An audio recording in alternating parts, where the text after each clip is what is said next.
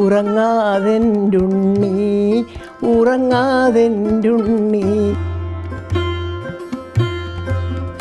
ഇപ്പോൾ ഒരമ്മ എന്നുള്ള നിലയിൽ ഈ പറഞ്ഞ പോലെ അമ്മുമ്മയായി മാറിയപ്പോഴും ഞാൻ ഇന്നും എന്തെങ്കിലും രണ്ടുപേരും മൂളാൻ പറഞ്ഞാൽ ഈ അന്നത്തെ കാലത്തെ താരാട്ട് പാട്ടുകളാണ്.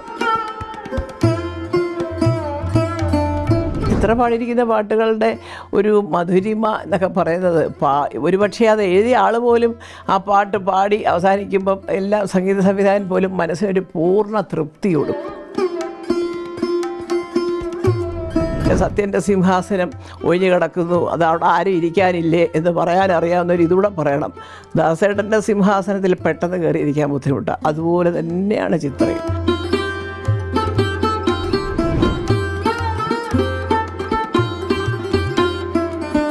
ഇന്ന് എനിക്ക് പറയാനുള്ളത് സത്യം പറഞ്ഞാൽ പലപ്പോഴും എൻ്റെ മനസ്സിൽ വന്നിട്ടുണ്ട്. പക്ഷേ അതിന് ഒരു പറയേണ്ട ഒരു വിഷയമായിട്ട് എനിക്ക് ഇതുവരെ അങ്ങോട്ട് ശക്തമായിട്ട് എനിക്ക് തോന്നിയില്ല. പക്ഷേ ഇന്നലെ എൻ്റെ കൊച്ചുമോളുടെയൊക്കെ കാര്യം പറയുമ്പോൾ ഞാൻ ആലോചിച്ചു, ശരിയാണല്ലോ, നമ്മുടെ മലയാള സിനിമയിൽ പണ്ടത്തെ കാലത്തുള്ളതുപോലെയുള്ള ഒരു മധുര സംഗീതം, പ്രത്യേകിച്ച് ഈ താരാട്ട് പാട്ടുകൾ, അതായത് അങ്ങനെ ഒരുപാട്. കാരണം ഞാൻ പറയാതെ തന്നെ നിങ്ങൾക്ക് എല്ലാം അറിയാം അല്ലേ. നമ്മുടെ കുഞ്ഞുങ്ങളെയൊക്കെ തുടങ്ങിയത് ഓമനത്തിങ്കൾ തൊട്ടാണ്. അത് സിനിമയിലും വന്നു. ആ കവിത ഏതാണെന്ന് നിങ്ങൾക്കൊക്കെ അറിയാം. ഓമനത്തിങ്കൾ കിടാവോ തൊട്ട് നമ്മൾ പാടി പാടി പാടി വന്നു. കുറച്ച് കാലം കഴിഞ്ഞ് അങ്ങോട്ട് പിന്നെ വന്നു കഴിയുമ്പോഴാണ് എന്താ പറയുക, ഓമനത്തിങ്കൾ കഴിഞ്ഞിട്ട് വന്നൊരു വലിയ താരാട്ട് പാട്ട് നമുക്കുണ്ട്, ഉണ്ണിയാർച്ചയിൽ. ഉറങ്ങാതെൻ്റുണ്ണി ഉറങ്ങാതെൻ്റുണ്ണി പക വീട്ടാൻ പാടുന്ന പാട്ടാണെൻ്റുണ്ണി. അത് അന്ന് വടക്കൻ വീരഗാഥ പോലെയുള്ള ഒരു വടക്കൻ കഥകളൊക്കെ പറയുമ്പോൾ ഉണ്ണിയാർച്ച പാടുന്നൊരു പാട്ടാണ്. പടവാൾ തരാം, അത് തരാം, ഇത് തരാം എന്നൊക്കെ. അപ്പോൾ അതങ്ങനെ അത് ആ കഥയ്ക്കനുസരിച്ചിട്ടുള്ള ഒരു താരാട്ട് പാട്ട്. അത് കഴിഞ്ഞ് നമ്മൾ കുറച്ചും കൂടെ മുന്നോട്ട് വന്നു. എൻ്റെ കൊച്ചുമക്കളൊക്കെ വളർന്നു തുടങ്ങിയപ്പം ഉണ്ണി വാവാവോയായി ചാഞ്ചാടിയാട് ഉറങ്ങി. ഈ ചാഞ്ചാടിയാട് ഉറങ്ങി എന്നുള്ള പാട്ട് എനിക്ക് എൻ്റെ കൊച്ചുമോൾ ഇന്ദ്രയത്തിൻ്റെ രണ്ടാമത്തെ മകൾ നക്ഷത്രയെ, സാധാരണ ചിലപ്പം അമ്മമ്മയുടെ കൂടെ നിൽക്കാമെന്നൊക്കെ പറഞ്ഞ് ഇവിടെ വന്ന്, ഇപ്പോഴല്ല, ഇപ്പോൾ ഒക്കെ കുഞ്ഞുങ്ങളൊക്കെ വളർന്നു പോയി ഹോംവർക്കും പഠിത്തവും കാര്യങ്ങളൊക്കെ ആയിട്ട് തിരക്കാണ്. അന്ന് ഇവിടെ വന്ന് നിൽക്കും. അപ്പോൾ ഇതുപോലെ പറയാം, അമ്മൂമ്മ പാടാൻ പറയാം. അപ്പോൾ ഞാനിതുപോലെ ചാഞ്ചാടിയ ആ പാട്ടിങ്ങനെ പാടും. അപ്പോൾ ഇങ്ങനെ ഇതൊക്കെ ഇന്നലെ ഞങ്ങൾ അതിനെക്കുറിച്ചൊക്കെ വേറെ സംസാരിച്ചപ്പോൾ ഞാൻ വിചാരിച്ചു, ഈശ്വര, എത്രയോ നല്ല മധുരതരമായ എന്താ പറയുക, താരാട്ട് പാട്ടാകട്ടെ, അല്ലെങ്കിൽ പ്രേമഗാനങ്ങളാകട്ടെ, സാധാരണ യുഗ്മഗാനങ്ങളാകട്ടെ, ഇതൊക്കെ എഴുതാവുന്ന എത്ര പേര്. തമ്പിച്ചേട്ടനൊക്കെ ഇന്നുകൊണ്ട് അതിൻ്റെ സംഗീതമായാലും എഴുത്തായാലും ഗിരീഷ് പുത്തഞ്ചേരി നമ്മുടെ മനസ്സിലേക്ക് പെട്ടെന്ന് ഇപ്പം ഞാൻ അർജുനൻ മാഷ്, ദക്ഷിണാമൂർത്തി സ്വാമി തൊട്ടുള്ളവരെ ഞാൻ കണ്ട അവരുടെയൊക്കെ സംഗീതം കേട്ടും ഞാൻ കോളേജ് പഠിക്കുന്ന കാലത്ത് പാടിയുമൊക്കെ വന്ന ഒരു അമ്മയാണ് ഞാനും. അപ്പോൾ ഒരമ്മ എന്നുള്ള നിലയിൽ ഈ പറഞ്ഞ പോലെ അമ്മുമ്മയായി മാറിയപ്പോഴും ഞാൻ ഇന്നും എന്തെങ്കിലും രണ്ടുപേരും മൂളാൻ പറഞ്ഞാൽ ഈ അന്നത്തെ കാലത്തെ താരാട്ട് പാട്ടുകളാണ് ഞാൻ സത്യം പറഞ്ഞാൽ ഈ പാടുന്നതും കുഞ്ഞുങ്ങൾക്ക് വേണ്ടി ചെയ്യുന്നതൊക്കെ. അതിൻ്റെ കാരണം എന്താണെന്ന് വെച്ചാൽ ഇന്നത്തെ കഥകളിലും അങ്ങനെ വലിയൊരു താരാട്ട് പാടി ഉറക്കുന്ന ഒരമ്മയോ എവിടെയെങ്കിലും കണ്ടിട്ടുണ്ടോ? ഇല്ല. ഇന്ന് നായിക എന്ന് പറഞ്ഞാൽ വേറൊരു തലത്തിൽ നിൽക്കുന്ന നായികമാരാണ്. നായകൻ്റെ ഒരു കൂടെ ഉള്ള ഒരു കഥാപാത്രം എന്നുള്ളതിലുപരി കുടുംബകഥകളിൽ നിന്ന് നമ്മൾ അകന്നകന്നകന്ന് പോയി. നല്ല നോവലുകളിൽ നിന്ന്, നല്ല കഥകളിൽ നിന്ന്, കൂട്ടുകുടുംബ വ്യവസ്ഥയിൽ നിന്ന് അതെല്ലാം മാറി, ജീവിതം മാറി. ഇപ്പോൾ അണുകുടുംബമായി. ആരാണാവോ താരാട്ട് പാടുക? താരാട്ടൊന്നും പാടാൻ നേരമില്ല, കുഞ്ഞുങ്ങൾക്കും നേരമില്ല, കേൾക്കാൻ പാടുന്നവർക്കും നേരമില്ല.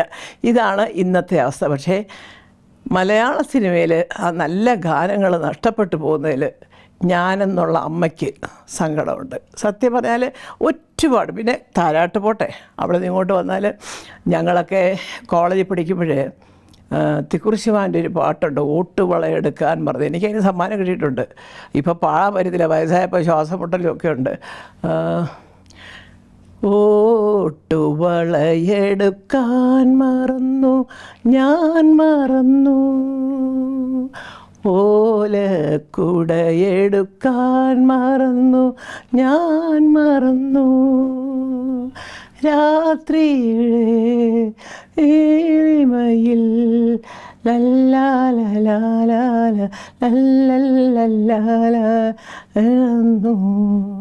ഞാൻ ഇത് പാടിയിട്ട് സമ്മാനം കിട്ടിയിട്ടുണ്ട്.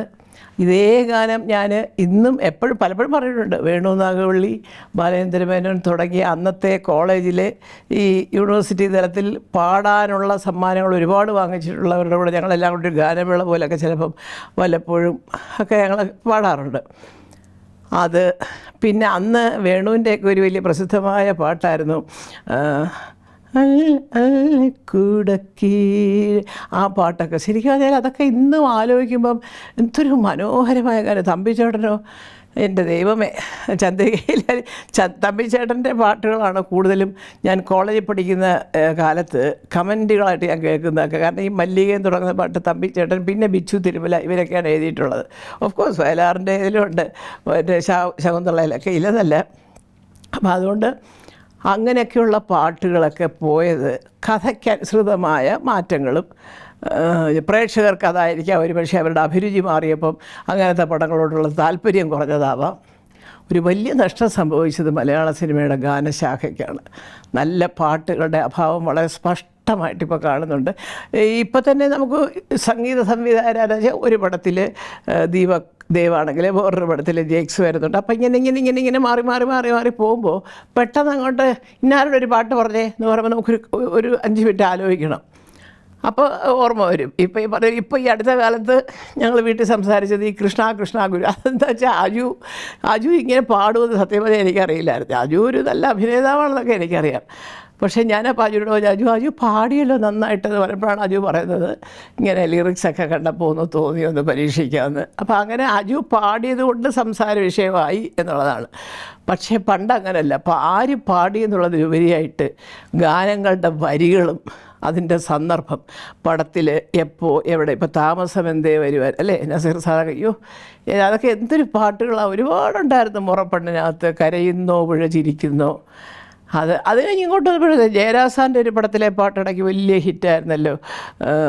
എന്താണ് അത് ആലോചിച്ചിട്ട് ഞാൻ പിന്നെ പറയാം ഏതായാലും. പിന്നെ അതുപോലെ 2-ാം ഭാവത്തിലെ പാട്ട് മറന്നിട്ടും എന്തിനോ, പൂർണ്ണിമയാണ് ആ പാട്ട് രംഗത്തിൽ. പൂർണ്ണിമയും ലെനയുണ്ടെന്ന് തോന്നുന്നു, രണ്ടും അഭിനയിക്കുന്ന ഒരു സുരേഷ് ഗോപിയൊക്കെ അഭിനയിച്ചൊരു പടം. ആ പാട്ടുകളൊക്കെ ഇപ്പോഴും ഞങ്ങളോടൊക്കെ ഒരു 2 വരി മൂളാൻ പറഞ്ഞാൽ പെട്ടെന്ന് വരുന്നത് ആ പാട്ടുകളൊക്കെയാണ്. ഇപ്പോഴത്തെ പാട്ടെന്ന് പറഞ്ഞാൽ ഒരു പക്ഷേ ചെറുപ്പക്കാർക്ക് അതായിരിക്കും ഇഷ്ടം, നല്ല അടിപൊളി പാട്ടുകളും അങ്ങനെയൊക്കെയുള്ള അതാണ് ഞാൻ ആദ്യമേ പറഞ്ഞത്. കാരണം കാലാനുസൃതമായ മാറ്റം പ്രേക്ഷകരുടെ അഭിരുചിയിൽ വന്നു. ഗാനങ്ങളോ അതിൻ്റെ സാഹിത്യമോ അല്ലെങ്കിൽ അതിൻ്റെ സിറ്റുവേഷനോ, അമ്മ കുഞ്ഞിനെ ഉറക്കുന്നത് ഇന്നത്തെ തലമുറ കാണുന്നുണ്ടോ എന്ന് എനിക്കറിയില്ല. ഞങ്ങളുടെയൊക്കെ കാലത്ത് ഇന്ദ്രനെയും രാജുവിനെയൊക്കെ എൻ്റെ അമ്മയ്ക്ക് നിർബന്ധമുണ്ട്. ആദ്യം ഒരു 5-6 മാസം വരെ ഈ തുണി കൊണ്ടുള്ള തൊട്ടിലിട്ട് ഉറക്കണം, തലയൊക്കെ ഇങ്ങനെ ശരിയാവണം. ഇങ്ങനെയൊക്കെ അന്നത്തെ അമ്മമാരുടെ പഠിപ്പീര. അപ്പോൾ ഇതിട്ട് കഴിഞ്ഞാൽ 2 കണ്ണും ഇങ്ങനെ വീഴ്ച വെച്ചിട്ട് നമ്മളെ നോക്കി കിടക്കും, ഇത് ഉറങ്ങണ്ടേ. അപ്പോൾ ആദ്യം ഒരു പാട്ട് പാടി, അത് തീരുമ്പോൾ 2-ാമത്തെ പാട്ട് പാടി, ഒരു 3 പാട്ടൊക്കെ തീരുമ്പോഴായിരിക്കും ഒന്ന് കണ്ണടച്ചൊക്കെ കാണിക്കുന്നത്. അപ്പോൾ അങ്ങനെ അതുകൊണ്ട് തന്നെ പാട്ടുകൾ പലതും ഹൃദയസ്ഥമാക്കിയിട്ടുണ്ട് ഞങ്ങളൊക്കെ. ഈ താരാട്ട് പാട്ടുകളെല്ലാം പല പാട്ടുകളും എനിക്ക് കാണാതെ അറിയാമായിരുന്നു. ഞാനവരൊക്കെ അതൊക്കെ അപ്പോൾ ഇന്നിപ്പോൾ ആ ഒരു രീതി ഇല്ല. ഇന്നിപ്പോൾ അമ്മമാരായാലും ശരി, ഒരു പാട്ട് പാടി കുഞ്ഞിനെ ഉറക്കാൻ പറഞ്ഞാൽ സന്ധ്യയ്ക്ക് ചോദിക്കുന്ന നാമമൊക്കെയാണ് ചോദിക്കുന്നത്, ശബരിമാമല എന്ന് പറഞ്ഞിട്ട്. കാരണം മറ്റു പാട്ടുകൾ നമ്മൾ കേൾക്കാറില്ലാത്തത് കൊണ്ടും അധികം ഈ പറഞ്ഞ പോലെ അന്നത്തെ പ്രായമായ സ്ത്രീകൾക്ക് ഓർമ്മയെ നിൽക്കാത്തത് കൊണ്ടും അതൊന്നും വരുന്നില്ല. ഇപ്പം എൻ്റെ വീട്ടിലെ കാര്യം പറയാം, വേറൊരു തരത്തിലുള്ള, ഇനിയിപ്പോൾ ഇതെല്ലാം കഴിഞ്ഞ് പോപ്പ് മ്യൂസിക് കേട്ടിറങ്ങുന്നവരുണ്ടായിരിക്കാം ഇന്നത്തെ തലമുറ, അതും ഞാൻ ഇല്ലെന്ന് പറയുന്നില്ല. പക്ഷേ എൻ്റെ ഒരു ഉള്ളിലുള്ള ഒരു ദുഃഖം എന്ന് പറയുന്നത് അതുപോലെ നല്ല സുന്ദരമായ ഗാനങ്ങൾ ഇന്ന് നമുക്ക് തമ്പിച്ചേട്ടനുണ്ട്, എഴുതുന്നവരൊക്കെ ഇഷ്ടം പോലെ ഉണ്ട്. അപ്പോൾ അതുകൊണ്ട് അവരെ കൊണ്ടൊക്കെ നല്ല പാട്ടുകളൊക്കെ ഒരു 2-3 പാട്ടൊക്കെ വരികയാണെങ്കിൽ അതൊരു രസമാണെന്നാണ് എൻ്റെ അഭിപ്രായം. പക്ഷേ നിങ്ങൾ പഴഞ്ഞനായിപ്പോയി അമ്മച്ചി, അതൊന്നും ഇപ്പോൾ ചിലവാകില്ല എന്ന് പറയുന്നിടത്ത് നമുക്ക് പിന്നെ മറ്റുത്തരമൊന്നും പറയാനില്ല. ഏതായാലും ഓമനത്തിങ്കൾ കിടാവോ തൊട്ട് അല്ലേ വന്ന് ചാഞ്ചാടി ആടി ഉറങ്ങുന്നീ എന്ന് പറയുന്നിടം വരെ എത്തി നിൽക്കുന്ന മലയാള സിനിമയിലെ താരാട്ട് പാട്ടുകൾ ഇനിയും നല്ല രീതിയിൽ, നല്ല പാട്ടുകൾ നല്ല സന്ദർഭങ്ങളിൽ ഉപയോഗിക്കാനായി ഉണ്ടാവട്ടെ എന്ന് ആത്മാർത്ഥമായിട്ട് ഞാൻ പ്രാർത്ഥിക്കുക. ഞാൻ ഇപ്പോൾ എൻ്റെ ആഗ്രഹങ്ങളൊക്കെ പാട്ടുകളെ സംബന്ധിച്ച് പറഞ്ഞ് അവസാനിപ്പിച്ചെങ്കിലും ഒരു കാര്യം എനിക്ക് നിങ്ങളുടെ അടുത്ത് പറയാതിരിക്കാൻ വയ്യ. നമ്മുടെ നാട്ടിലെ സത്യം കേരളത്തിൻ്റെ വാനമ്പാടി എന്ന് എത്രയോ കാലങ്ങളായിട്ട് നമ്മുടെ സ്വന്തം ചിത്രയെ നമ്മൾ വിശേഷിപ്പിക്കുന്നുണ്ട് അല്ലേ. അതിനുശേഷം എത്ര പാട്ടുകാർ വന്നു, ഒരുപാട് പേര് വന്നു. സുജാത മുതൽ ഇങ്ങോട്ട് വന്ന് ജ്യോത്സ്ന, റിമി ടോമി, നിത്യ, അവരെ ഒരുപാട് പേര് വന്നിട്ടുണ്ട്, പാടുന്നുണ്ട്, എല്ലാം ഉണ്ട്. പക്ഷേ ഇപ്പോഴും ഞാനിപ്പോൾ ഈ വെളിയിലൊക്കെ പോകുമ്പോൾ ചിത്രയുടെ പ്രോഗ്രാം എന്ന് പറയുമ്പോൾ എന്തോ ഒരു മനുഷ്യനെ ഒരു ഹോണ്ട് ചെയ്യുന്നൊരു സംഭവമാണ്. അതെന്താണെന്ന് വെച്ചാൽ ചിത്ര പാടിയിരിക്കുന്ന പാട്ടുകളോടുള്ള ഒരു വല്ലാത്ത അടുപ്പവും പ്രേമവും ആരാധനയും എല്ലാം ഉണ്ട് അതിനകത്ത്. തീർച്ചയായിട്ടും ഉണ്ടാവും. കാരണം ചിത്ര പാടിയിരിക്കുന്ന പാട്ടുകളുടെ ഒരു മധുരിമ എന്നൊക്കെ പറയുന്നത് ഒരുപക്ഷെ അത് എഴുതിയ ആൾ പോലും ആ പാട്ട് പാടി അവസാനിക്കുമ്പം എല്ലാ സംഗീത സംവിധായകൻ പോലും മനസ്സിനൊരു പൂർണ്ണ തൃപ്തി കൊടുക്കും. എല്ലാവരും പാടുന്നവരാണ്, ഇല്ല എന്നല്ല ഞാൻ പറഞ്ഞത്. പക്ഷേ ഇന്നും ചിത്രയ്ക്കുള്ള ഒരു ലോകമെമ്പാടുമുള്ള ഒരു ആരാധകരുടെ ഒരു കൂട്ടം, അല്ലെങ്കിൽ അവരുടെ ഒരു അടുപ്പം ചിത്ര എന്ന് കേൾക്കുമ്പോൾ അത് കേൾക്കാൻ തന്നെ അത് അവർക്ക് ചിത്രയുടെ പ്രോഗ്രാം ഉണ്ട് കേട്ടോ എന്ന് പറഞ്ഞാൽ അതൊരു വലിയ സംഭവം. അതവിടെ മറ്റേ ഇപ്പോഴത്തെ കൊച്ചു പിള്ളേരത് വേറെ, ഒരു എൻജോയ്മെൻ്റ് എന്നുള്ള രീതിയിൽ പോവുകയും അത് അവരുടെ ചാട്ടവും പറച്ചിലും ഒക്കെ ഒരു രസമാണ്. അത് നമുക്കും രസമാണ്, എല്ലാവർക്കും ഇഷ്ടമാണ്. പക്ഷേ ചിത്ര പാടുമ്പോൾ അത് പണ്ട് SP സാർ ഒരിക്കൽ പറഞ്ഞിട്ടുണ്ട്, ചിത്ര സ്റ്റേജിൽ പാടുമ്പോൾ അത് മാത്രമാണ് ചിത്രയുടെ മനസ്സിൽ, സംഗീതം മാത്രമാണ്. കാരണം അത് ആ പാട്ടിൽ നമുക്കറിയാം ഒരു തരത്തിലും അതിനകത്തെ ഒരു സംഗതിയും പോകാതെ, അതിപ്പോൾ തമിഴാകട്ടെ, തെലുങ്കാവട്ടെ, മലയാളമാവട്ടെ, എത്രയോ പാട്ടുകൾ, മനോഹരമായ പാട്ടുകൾ. അല്ല ഇപ്പോൾ ഈ പറയുന്ന പോലെ തമിഴിലുണ്ട് കേട്ടോ, ഒരുപാട് താരാട്ട് പാട്ടുകളുണ്ട്. ഞാൻ എപ്പോഴും പറയും, മറ്റേ എന്താണ് അമ്മാവേ വണങ്കാതുവേൽ, ഇതൊക്കെ രജനീകാന്തിൻ്റെ പടത്തിലെ ഒരു പാട്ടുണ്ടല്ലോ അല്ലേ. അതുപോലെ ഇന്ത പച്ചക്കിളി, അത് തന്നെ ഇന്ത പച്ചക്കിളിക്കൊരു, അതൊക്കെ എന്തൊരു നല്ല പാട്ടുകൾ. അപ്പോൾ അതുപോലത്തെ പാട്ടുകൾ തമിഴിലുണ്ട്, എല്ലാ ഭാഷയിലുമുണ്ട്. പക്ഷെ നമുക്ക് കൂടുതലും നമ്മൾ കേൾക്കുന്നത് മലയാളത്തിലെ പാട്ടുകളായതുകൊണ്ടാണ് ചിത്രയോട് ഒരു വലിയ സ്നേഹമാണ്. ഇപ്പം നമ്മൾ എടുത്ത് നോക്കിക്കഴിഞ്ഞാൽ വളരെ സുന്ദരമായ ശാന്തമായ ഒരുപാട് ഗാനങ്ങൾ, അത് താരാട്ട് രൂപത്തിലുള്ളതാവട്ടെ അല്ലെങ്കിൽ ഒറ്റയ്ക്ക് പാടുന്നതാകട്ടെ, എത്രയോ പാട്ടുകൾ ചിത്ര പാടിയിരിക്കുന്നു. അതുകൊണ്ട് തന്നെയാണ് ഇത്രയും ഗായികമാർ പിന്നീട് വന്നിട്ടും ചിത്രയ്ക്കുള്ള സ്ഥാനത്തിന് ഒരു മാറ്റവും സംഭവിച്ചിട്ടില്ല. മറ്റേതിപ്പോൾ ത്രാസിലിട്ട് തൂക്കിയ ഓരോരുത്തർ, അതിപ്പോൾ ഇങ്ങനെ ആയി തുടങ്ങി, അങ്ങനെ ആയി തുടങ്ങി, മറ്റവരിങ്ങനെ ആയി തുടങ്ങി. ഓഫ് കോഴ്സ് തീർച്ചയായിട്ടും ഈ പറഞ്ഞ പോലെ സുജാതയുടെ മകളെന്നുള്ള രീതിയിലല്ല, ശ്വേത അസലായിട്ട് പാടുന്നുണ്ട്, അവരൊക്കെ നല്ല പാട്ടുകാരാണ്. പക്ഷേ എന്താ അറിയത്തില്ല, ഇപ്പം ഞാനിപ്പോൾ പലയിടത്തും പോകുന്ന ഒരാളാണ്ട് പറയാം, ചേച്ചി സൗദിയിൽ ചിത്ര ചേച്ചിയുടെ പരിപാടിയുണ്ട് കേട്ടോ, അതുകൂടെ കഴിഞ്ഞിട്ട് വരാം ഞങ്ങൾ എന്നും പറഞ്ഞ് ടിക്കറ്റ് നീട്ടി വെച്ചിട്ട് ചിത്രയുടെ പാട്ട് കേൾക്കാൻ നിൽക്കുന്നവരുണ്ട് അവിടെ. അപ്പോൾ അവരെയൊക്കെ സംബന്ധിച്ച് വല്ലപ്പോഴും നല്ല കുറച്ച് പാട്ടുകൾ ആ തൊഴിലിനോടൊരു ആത്മാർത്ഥതയോടെ കൂടി ആ തൊഴിലിനെ സമീപിക്കുന്ന ഒരു ഗായിക പാടുമ്പം അതൊരു ആനന്ദം തന്നെയാണ് മനസ്സിൻ്റെ, യാതൊരു സംശയവുമില്ല.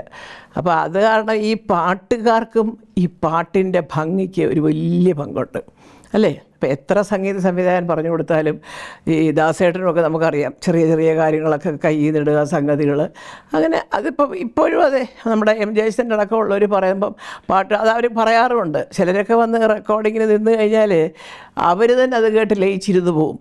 അത്രയും മനോഹരമായിട്ട് ഞാൻ പറഞ്ഞ പാട്ട് തന്നെയാണോ എന്ന് തോന്നുന്നത് പോലെ അത്ര പെർഫെക്റ്റായിട്ട് ആ പാട്ടിന് കുറച്ചും കൂടെ ഒക്കെ ഒരു ഭംഗി വരുത്തി പാടുന്ന, അതൊക്കെ സംഗീതം കാര്യമായിട്ടത് പഠിക്കുന്നത്. ഇപ്പോൾ ചിത്രയൊക്കെ ഇന്നും രാവിലെ എഴുന്നേറ്റ് കഴിഞ്ഞാൽ ഇന്നലെ പഠിച്ചു തുടങ്ങിയ കുട്ടികളെ പോലെ സാധകം ചെയ്ത് അതിന് പ്രാക്ടീസ് ചെയ്ത് എന്നൊക്കെയാണ് ഞാൻ കേട്ടിരിക്കുന്നത്. അപ്പോൾ എനിക്ക് ചിത്രം നന്നായിട്ടറിയാം. പക്ഷേ ചിത്രയുടെ ആ ഒരു ഉപാസനയുണ്ടല്ലോ, പാട്ടിനോടുള്ള ഒരു അദമ്യമായ ഒരു സ്നേഹവും ബഹുമാനവും, അത് ചിത്രയുടെ അച്ഛൻ തൊട്ടുള്ള കാലത്ത് ചിത്രയുടെ ഈ പാട്ട് അങ്ങനെ തന്നെ കൊണ്ടുപോകണമെന്ന് ആഗ്രഹിച്ചിരുന്ന ഒരു വ്യക്തിയും കൂടെ ആയിരുന്നു അദ്ദേഹം. അത് എനിക്ക് കുടുംബപരമായിട്ട് എനിക്കറിയാം. ഏതായാലും ആ പാട്ടുകൾ പാടി പാടി പാടി പാടി ചിത്ര നേടിയെടുത്ത സ്ഥാനം ഇനിയൊരു ഗായികയ്ക്ക് ഇവിടെ ഉണ്ടാകുമെന്ന് തോന്നില്ല. അതുകൊണ്ട് തന്നെ ആവാം കേരളത്തിൻ്റെ വാനമ്പാടി എന്ന് എല്ലാവരും മനസ്സറിഞ്ഞ് ചിത്രയെ വിളിക്കുന്നത്. അത് അങ്ങനെ തന്നെ തുടരട്ടെ എന്ന് ഞാനും ആഗ്രഹിക്കുകയാണ്. തീർച്ചയായിട്ടും ഞാൻ സത്യം പറയുകയാണെങ്കിൽ ഇപ്പോൾ ഇത്രയും നേരം ചിത്രയുടെ ഗാനത്തിനെ കുറിച്ചൊക്കെ പറഞ്ഞത് ദാസേട്ടൻ്റെ കാര്യം ഞാനിങ്ങനെ ജസ്റ്റ് ഒന്ന് പറഞ്ഞു വിട്ടതേ ഉള്ളൂ. പക്ഷേ ഈ ഇളം തലമുറയൊക്കെ കണ്ടുപഠിക്കണം, അദ്ദേഹത്തിനെക്കുറിച്ച് പലതരം വിമർശനങ്ങൾ പറയുന്നവർ കണ്ടുപഠിക്കണം, അദ്ദേഹത്തിൻ്റെ മക്കളടക്കം കണ്ടുപഠിക്കണം എന്ന് വിചാരിക്കുന്നവരുള്ള ഞാൻ.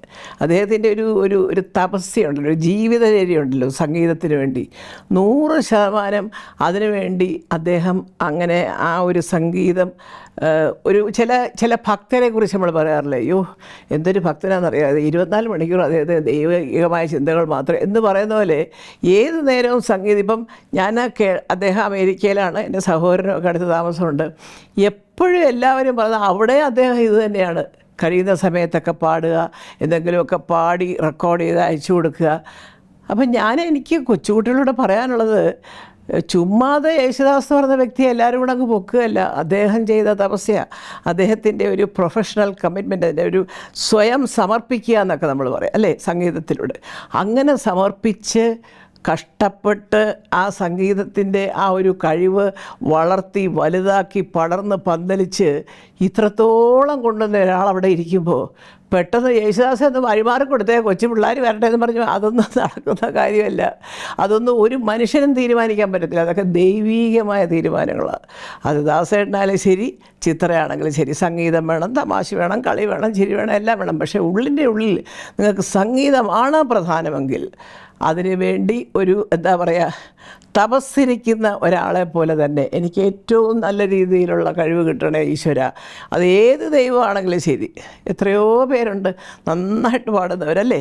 അപ്പോൾ അതൊക്കെ ഒരു സംഗീതോപാസകരാണ് അവരൊക്കെ. അങ്ങനെ അതിനെ സ്നേഹിക്കുകയും ബഹുമാനിക്കുകയും അത് എൻ്റെ ചോറാണെന്നുപരി അതെൻ്റെ ഒരു ദൈവമാണ് സംഗീതം എന്ന് സങ്കല്പിച്ച് ജീവിക്കുന്നവരെ ഒന്നും മനുഷ്യരാൽ തുടച്ചു നീക്കപ്പെടാൻ സാധ്യമല്ല. അതൊക്കെ ദൈവീകമായ തീരുമാനങ്ങളാണ്. അതിപ്പോൾ നമ്മൾ എത്ര കൊമ്പന്മാർ ഇവിടെ കിടന്ന് പൊരുതി കസറി വാചകടിച്ചാലും മുകളിൽ നിന്നൊരു തീരുമാനമുണ്ട്. അത് മാറ്റാൻ ഇവിടെ ഒരു മീഡിയയ്ക്കും കഴിയത്തില്ല, ഒരു മനുഷ്യരുടെ വാചകടിക്കും കഴിയത്തില്ല. അത് അദ്ദേഹം അങ്ങനെ തന്നെ ഇത്രയും വയസ്സായിട്ടും ദാസേട്ടൻ ഇന്നും പാടുന്ന കേൾക്കുമ്പോൾ നമുക്ക് ചിലപ്പോൾ പാട്ട് കേൾക്കുന്നതിലുപരിയായിട്ട് നമ്മുടെ കണ്ണ് നിറയാറുണ്ട്. ഈശ്വര, ഈ വയസ്സിലും അദ്ദേഹത്തിന് ഇത് പാടാൻ സാധിക്കുന്നല്ലോ, ഇനിയും പാടട്ടെ അദ്ദേഹം നല്ലതുപോലെ എന്ന് വിചാരിക്കും. അതെന്താ ഇപ്പോൾ ദാസേട്ടനായിട്ട് എന്നും കാണുന്ന വ്യക്തികളാണോ നമ്മളൊക്കെ? അല്ല. എന്നാലും നമുക്ക് അദ്ദേഹത്തിൻ്റെ എത്രയോ കാലങ്ങളായിട്ടുള്ള ഈ ഒരു രീതി നമുക്കറിയാം അല്ലേ. എല്ലാ മക്കളെ പോലും അതെ, ഞാൻ കേട്ടിട്ടുണ്ട്, അദ്ദേഹം തമ്പുരു എടുത്ത് വെച്ച് ശ്രുതിയിട്ട് പാടിപ്പിച്ച് അത്രയുമൊക്കെ അച്ഛൻ്റെ കൂട്ട് അത്രയും കമ്മിറ്റഡ് ആണോ മക്കളെന്നൊക്കെ ഉള്ള കാര്യം എനിക്കറിയില്ല കേട്ടോ. അത് ഇപ്പോൾ എന്തെങ്കിലും ദാസേട്ടൻ്റെ അതിലേറെ എൻ്റെ സുഹൃത്താണ് ചോദിക്കണം. പക്ഷേ ആ ഒരു രീതിയൊക്കെ ദാസേട്ടൻ്റെ ഒരുപാട് പേര് യുവതലമുറയിൽ കണ്ടുപഠിക്കണം. അല്ലാതെ ദാസേട്ടൻ ഇങ്ങോട്ട് കയറി വന്നു ബാക്കി ആർക്കും പാടാനൊക്കത്തില്ല, ആര് പറഞ്ഞു പാടണ്ടെന്ന് ദാസേട്ടൻ പറഞ്ഞു. നിങ്ങൾക്ക് പാടാം, നിങ്ങൾക്ക് ഒരുപാട് പാട്ടുകൾ പാടാം, വളരാം, സ്വയം നിങ്ങൾക്ക് പറയാം. അങ്ങനെ വളർന്നവരില്ലേ ഇവിടെ ഉണ്ടല്ലോ. പക്ഷേ ദാസേട്ടൻ്റെ കസേര തന്നെ ഇരിക്കണം എന്നൊക്കെ പറഞ്ഞാൽ സത്യൻ്റെ സിംഹാസനം ഒഴിഞ്ഞു കിടക്കുന്നു, അത് അവിടെ ആരും ഇരിക്കാനില്ലേ എന്ന് പറയാൻ അറിയാവുന്നവർ ഇതുകൂടെ പറയണം. ദാസേട്ടൻ്റെ സിംഹാസനത്തിൽ പെട്ടെന്ന് കയറിയിരിക്കാൻ ബുദ്ധിമുട്ടാണ്. അതുപോലെ തന്നെയാണ് ചിത്രയും. ചിത്ര സംഗീതത്തിനെ ഒരുപാട് ആരാധിക്കുന്ന ഒരു വ്യക്തിയാണ്. അല്ല ചിത്ര എൻ്റെ കഴിവാണെന്നും പറഞ്ഞല്ല അതുകൊണ്ട് നടക്കുന്നത്. അത് എനിക്ക് ഈശ്വരൻ തന്ന ഒരു വലിയ നിധിയാണ് സംഗീതം എന്ന് വിചാരിച്ച് ജീവിക്കുമ്പോൾ അങ്ങനെയുള്ളവരുടെ എല്ലാ തരത്തിലും അത് ഏത് ദൈവമാകട്ടെ, ഏത് ജാതിയും മതവും ഒന്നും നോക്കാതെ, രാഷ്ട്രീയം ഒന്നും നോക്കാതെ എല്ലാവർക്കും ഒരു ദൈവം തമ്പുരാനുണ്ട് അല്ലേ. ആ അനുഗ്രഹം എപ്പോഴും ഉണ്ടാവും. അതിൻ്റെ ഏറ്റവും വലിയൊരു മകുടോദാഹരണങ്ങളാണ് നമ്മുടെ ദാസേട്ടനും ചിത്രയും. അത് കണ്ടുപഠിച്ചിട്ട് ആ പാത പിന്തുടരുക. അല്ലാതെ അപ്പുറം നിന്ന് പറയുന്ന ഈ ക്രിമിനടി അസുഖമുള്ളവർ പറയുന്നതൊന്നും കേൾക്കാതെ നിങ്ങൾ ആ പാത പിന്തുടരൂ. അവർ വെട്ടിത്തെളിച്ചൊരു നല്ല പാതയുണ്ട്, അതിലൂടെ സഞ്ചരിക്കൂ. നിങ്ങൾക്കും ഒരു ദിവസം ആ സിംഹാസനത്തിനൊപ്പം എത്താൻ സാധിക്കും.